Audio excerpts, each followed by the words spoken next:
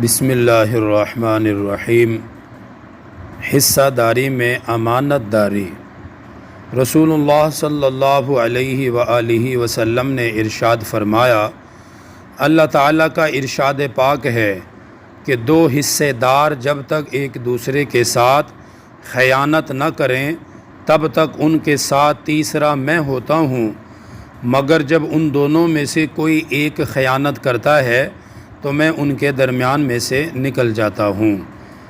یہ حدیث پاک ابو داؤد شریف میں موجود ہے، جس میں اللہ سبحانہ و تعالیٰ اپنے بندوں کو یہ سبق دے رہا ہے کہ جب بھی کسی کے ساتھ تجارت کی جائے، کسی کے ساتھ کاروبار کیا جائے تو پوری امانت اور دیانت داری کے ساتھ کیا جائے۔ جب تک امانت اور دیانت داری کے ساتھ کام ہوگا، اللہ تعالیٰ کی مدد ساتھ ہوگی، اللہ تعالیٰ ان دونوں کی مدد کرتا رہے گا۔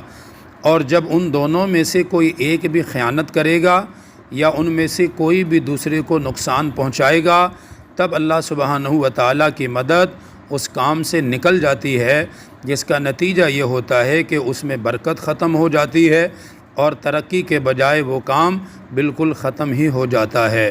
اس لیے امانت داری، دیانت داری کو لازمی اختیار کریں، انشاءاللہ اس سے کاروبار میں ڈھیروں برکتیں ہوں گی۔